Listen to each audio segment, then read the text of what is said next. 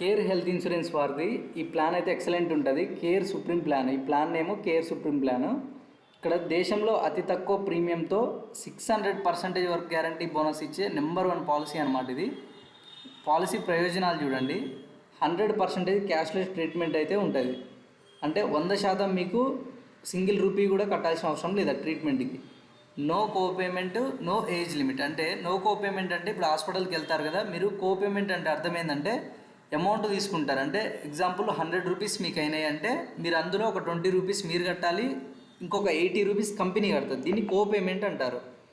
ఈ కోపేమెంట్ అనేది ఇక్కడ లేదు అనమాట. అంటే కోపేమెంట్ అనేది ఈ పాలసీలో ఉండదు. నెక్స్ట్ వచ్చేసి no age limit. Age limit అనేది కూడా ఉండదు ఈ పాలసీకి. ఎవరికైనా ఈ పాలసీని అయితే ఇస్తారు. మీకు కొంచెం ప్రీమియం తక్కువ కావాలి, కొంతమంది దగ్గర ప్రీమియం తక్కువ చూపిస్తుంది కదా, వాళ్ళ దగ్గర అమౌంట్ కడతా అంటారు కదా. ప్రీమియం తక్కువ చూపించాలంటే వాళ్ళు ఏం చేస్తారంటే ఇక్కడ కోపేమెంట్ అనేది యాడ్ చేస్తారు. కోపేమెంట్ యాడ్ చేస్తే ఏమవుతుంది, మీకు ప్రీమియం అనేది చాలా తగ్గిపోతుంది. సో అట్లా ఉండదు. కోపేమెంట్ ఉండకుండా చూసుకోండి పాలసీ తీసుకునేటప్పుడు. ఫస్ట్ పాయింట్, ఐసీయూ ఎలాంటి పరిమితి లేదు. అంటే మీకు ఐసీయూలో అడ్మిట్ అవుతారు కదా, అక్కడ ఎటువంటి పరిమితి ఉండదు. కొన్ని ఏరియాలలో ఒక ఐసీయూకి వచ్చేసి పర్ డేకి ఇంత చాలా ఎక్కువ ఛార్జెస్ ఉంటాయి. అవన్నీ కూడా కంపెనీ చెల్లిస్తుంది. ఎంత ఉన్నా కూడా సంబంధం లేదు. అప్ టు సమ్ అష్యూర్డ్ వరకు కంపెనీనే చూసుకుంటుంది. Second point, rooms. హాస్పిటల్లో అన్ని రూమ్స్ అర్హులు. అంటే మీరు ప్రతి రూమ్కి కూడా అర్హులే. అంటే మీకు సూట్ రూమ్స్ ఉంటాయి, జనరల్ రూమ్స్ ఉంటాయి, ఈ విధంగా ఉంటాయి కదా, సపరేట్ స్పెషల్ రూమ్స్ ఉంటాయి కదా. ఏ రూమ్ అయినా మీరు తీసుకోవచ్చు. అన్ని రూమ్స్ ఈ పాలసీ ఉన్న వారికి అర్హులు. Next third point, cumulative bonus 600% వరకు క్లెయిమ్తో సంబంధం లేకుండా బోనస్ గ్యారంటీగా వస్తుంది. అంటే మీకు ఎటువంటి క్లెయిమ్, ఇంతకుముందు ఓల్డ్ పాలసీలు ఏంది, క్లెయిమ్ చేసుకుంటే ఖచ్చితంగా బోనస్ రాదు, క్లెయిమ్ చేసుకోకపోతేనే బోనస్ వచ్చేది. ఇప్పుడు ఏంటంటే మీకు క్లెయిమ్ చేసుకున్నా చేసుకోకున్నా బోనస్ అయితే ఖచ్చితంగా ఇక్కడైతే యాడ్ అవుతుంది. నెక్స్ట్ ఇక్కడ ఇయర్ వైజ్గా ఇచ్చాడు, ఇక్కడ బోనస్ ఇచ్చాడు. ఎంత బోనస్ యాడ్ అవుతుందంటే first year, second year 150% add అవుతుంది. ఆ next third, fourth, fifth 100% add అయ్యుకుంటూ వస్తుంది. నెక్స్ట్ ఫిఫ్త్ అంటే 5 lakhs మీరు తీసుకుంటే ఎట్లా యాడ్ అవుతుంది, 7 తీసుకుంటే ఎట్లా యాడ్ అవుతుంది, 10, 15 ఇక్కడ క్లియర్ చార్ట్లో అయితే మీరు చూడవచ్చు ఈ బోర్డులో. నెక్స్ట్ ఫోర్త్ పాయింట్ చూడండి. Fourth point, unlimited automatic recharge. Unlimited automatic recharge అంటే అర్థం ఏంటంటే బీమా కవరేజ్ మొత్తం అయిపోయిన వెంటనే మరో బీమా మొత్తం పాలసీకి కలుస్తుంది. అలా ఎన్నిసార్లు అయిపోయినా అన్నిసార్లు కలుస్తుంది అపరిమితంగా. అంటే మీరు పాలసీ తీసుకున్నారు, ఆ పాలసీ తీసుకున్న తర్వాత మీరు తీసుకున్న బీమా కవరేజ్ ఉంటుంది కదా, సమ్ అష్యూర్డ్ అంటారు, అది మొత్తం అయిపోయింది అనుకోండి, వెంటనే కలుస్తుంది. ఒకే వ్యక్తి ఒకే వ్యాధి ఒకే సంవత్సరంలో ఎన్నిసార్లు అయినా బీమాని వాడుకోవచ్చు. రీఛార్జ్కి ఎటువంటి వెయిటింగ్ పీరియడ్ అనేది లేదు. అంటే మీరు తీసుకున్న ఆ పాలసీలో అన్లిమిటెడ్ రీఛార్జ్ అని చెప్పా కదా, ఇది ప్రతిసారి అయిపోయిన ఎన్నిసార్లు అయిపోతే అన్నిసార్లు కలుస్తూనే ఉంటుంది. దీనికి రీఛార్జ్కి వెయిటింగ్ పీరియడ్ కూడా లేదు. అంటే 1 day 2 days ఇట్లా వెయిటింగ్ పీరియడ్స్ ఉంటాయి కొన్ని పాలసీలలో. ఈ పాలసీలో వెయిటింగ్ పీరియడ్ అనేది కూడా లేదు. Fifth point, no sub limits. ముఖ్యంగా చాలా పాలసీల్లో కొన్ని ఆపరేషన్లకి లిమిట్స్ ఉంటాయి. ఇక్కడ మీకు ఎలాంటి లిమిట్స్ లేవు. అందులో కొన్ని అన్ని అధునాతన టెక్నాలజీ ట్రీట్మెంట్స్ వర్తిస్తాయి. అవయవ దానానికి ఉంటుంది. ఆయుష్ ట్రీట్మెంట్ కూడా, ఇంటి వద్ద వైద్యం కూడా ఈ పాలసీలో కవరేజ్ అయితే అవుతుంది. సబ్ లిమిట్స్ అంటే మీకు తెలిసే ఉంటుంది. అంటే మీకు సబ్ లిమిట్స్ అంటే ఏంటంటే మీకు పాలసీ ఇచ్చేటప్పుడు చెప్తారు. సబ్ లిమిట్ అంటే అర్థం ఏంటంటే మీకు హార్ట్కి 20% మీ సమ్ అష్యూర్డ్లో, లివర్కి ఏమన్నా అయిందనుకోండి 50% మీ సమ్ అష్యూర్డ్లో. అంటే అర్థం ఏంటంటే మీరు 10 lakhs పాలసీ తీసుకున్నారనుకోండి, అప్పుడు మీకు 50% అంటే అర్థమైంది, 50% అంటే 5 లక్షల వరకే ఇస్తా. అదే హార్ట్కి అనుకోండి 20% అంటే ఒక 2 lakhs వరకే ఇస్తాను నేను. మీకు 5 lakhs అయింది స్టంట్కి, 2 lakhs ఇస్తాను నేను అని చెప్పడం అనమాట. Sub limits, no sub limits ఉన్నది ఈ పాలసీలో. ఫిఫ్త్ పాయింట్ చూడండి. Sixth point, pre and post hospitalization. ముందు 60 days, తర్వాత 180 days వరకు ఎలాంటి వైద్య ఖర్చులైనా చెల్లింపు సదుపాయం. అంటే హాస్పిటలైజేషన్ అంటే అర్థమైందంటే మీరు హాస్పిటల్లో అడ్మిట్ ఉండడాన్ని హాస్పిటలైజేషన్ అంటారు. హాస్పిటల్లో అడ్మిట్కి ముందు, ఎగ్జాంపుల్ మీకు ఫీవర్ వచ్చిందంటే డైరెక్ట్ పోయి అడ్మిట్ కారు కదా, ఫస్ట్ ఒకసారి పోతారు హాస్పిటల్కి, చూయించుకుంటారు, తగ్గలేదంటే మళ్ళీ పోయి అడ్మిట్ అవుతారు.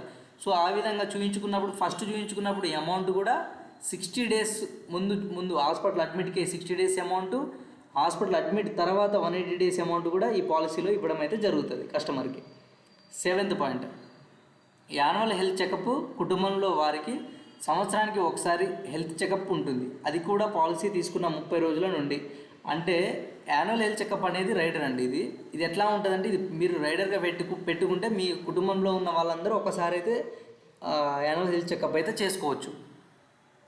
8th point, 5 lakh, 7 lakh, 10 lakh ఈ పాలసీలకు అంబులెన్స్ పరిమితి ఏమో 10,000 ఉంటుంది. 15 lakh ఆ పైన తీసుకుంటే మాత్రం అంబులెన్స్కి ఎటువంటి పరిమితి ఉండదు.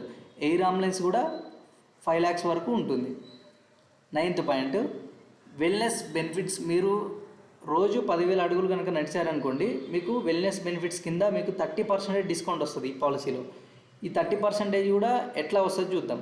120 days నడిచారనుకోండి, 10,000 steps per day, 120 days నడిచారంటే 10% వస్తుంది డిస్కౌంట్. నెక్స్ట్ ప్రీమియం చేస్తారు కదా అప్పుడు. 180 days నడిచారనుకోండి 15%, 240 days అయితే 20%, అదే 270 days నడిస్తే 30% అయితే మీకు డిస్కౌంట్ అయితే వస్తుంది. 10th పాయింట్,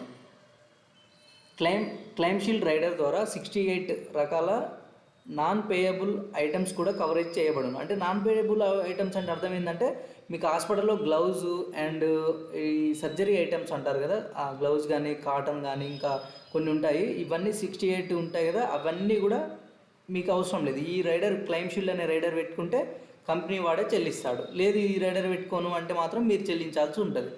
ఒకవేళ ఈ రైడర్కి ఎంత అవుతుంది మరి అంటే ఒక 600 to 900 మధ్యలో అయితే పడుతుంది. Next 11th point, free unlimited online consultations. అంటే మీకు ఒక డాక్టర్ ఉంటాడు, ఆ డాక్టర్తో ఎన్నిసార్లైనా ఆన్లైన్లో కన్సల్టేషన్ తీసుకొని మాట్లాడవచ్చు. ఇంటి దగ్గర మీకు ఏమైనా చిన్న చిన్నవి అవుతాయి కదా, వాటి కోసం మాట్లాడే అవకాశం కూడా ఉంది. 4th, ఇది ఏంటంటే బీపీ ఉన్న, షుగర్ ఉన్న, ఆస్తమా ఉన్న, కొలెస్ట్రాల్ ఉన్న ఈ 4 వ్యాధులు, ఈ వ్యాధులు instant cover, waiting period 30 days only. మీకు ఆల్రెడీ ప్రీ ఎగ్జిస్టింగ్ డిసీజ్ ఉంటే ఎప్పుడైనా ఏ కంపెనీలో అయినా చూడండి, ఓల్డ్ పాలసీలల్లో మీకు మినిమం 2 years అయితే వెయిటింగ్ పీరియడ్ ఉంటుంది. ఇక్కడ ఈ పాలసీలో బ్యూటీ ఏంటంటే, ఈ 4 వ్యాధులు అంటే షుగరు, బీపీ, ఆస్తమా, కొలెస్ట్రాల్ ఇవి ఉన్నా కూడా 30 days మీరు పాలసీ తీసుకున్న తర్వాత 30 days నుంచి వెళ్ళి చూపించుకోవచ్చు. ఆరోగ్యంగా ఉన్నప్పుడే ఆరోగ్య బీమా పాలసీ తీసుకోవాలి. నిజంగా అవసరం వచ్చినప్పుడు కావాలన్నా దొరకదు. దీని అర్థం ఏంటంటే, మీరు ఆరోగ్యంగా ఉన్నప్పుడు ఏ కంపెనీని అడగండి, నేను పాలసీ ఇస్తా అంటారు. ఒక్కసారి మీరు ఏమన్నా మీకు ఇబ్బంది ఉంది అని తెలిసిందనుకోండి, కంపెనీకి పాలసీ ఇవ్వడానికి ముందుకు రారు. సో మీకు పాలసీ దొరకదు, అప్పుడు మీరు కావాలన్నా దొరకదు. మొదటి రోజు నుండి కవరేజ్ ఉండేవి, మొదటి 30 రోజుల నుంచి కవరేజ్ ఉండేది, మొదటి 2 సంవత్సరాల నుంచి కవరేజ్ ఉండేది. ఇక్కడైతే క్లియర్గా ఉన్నాయి, చదువుకోండి ఏమేమి కవరేజ్ అవుతున్నాయనే చదువుకోండి ఇక్కడ. సో ఇది అన్నమాట. ఒకవేళ ఇతర హెల్త్ ఇన్సూరెన్స్ కంపెనీల పాలసీ పోర్టబిలిటీతో గత సీనియారిటీ పూర్తిగా కంటిన్యూ అవుతుంది. దీని అర్థం ఏంటంటే, మీరు కేర్లో కాకుండా వేరే కంపెనీ నుంచి ఇందులోకి రావాలి, ఈ పాలసీ బాగుందనుకుంటే మీరు అందులో నుంచి ఇందులోకి వచ్చినందుకు మీ సీనియారిటీ ఉంటుంది కదా, ఆ సీనియారిటీ అనేది ఈ పోర్టబిలిటీలో ఎటువంటి సీనియారిటీ తగ్గదు, సీనియారిటీ అయితే యాడ్ అవుతుందని చెప్తున్నాడు. సో ఈ విధంగా ఉంటుంది ఈ పాలసీ బెనిఫిట్స్.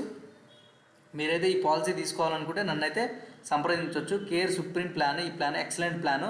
సో మీరు తీసుకుందాం అనుకుంటే మాత్రం ఈ ప్లాన్లో నాకైతే కాల్ చేయొచ్చు, నేను మాట్లాడతాను మీతోటి, మీకు క్లియర్గా చెప్తాను దీని గురించి కూడా. ఇంకా నేను ముఖ్యంగా చెప్పేది ఏంటంటే, మీకు ఎప్పుడైనా క్లెయిమ్ వచ్చినప్పుడు మీరు తీసుకున్న ఏజెంట్ పర్ఫెక్ట్గా మీకు క్లెయిము అంటే మీకోసం పోరాడగలిగేలా ఉండాలి.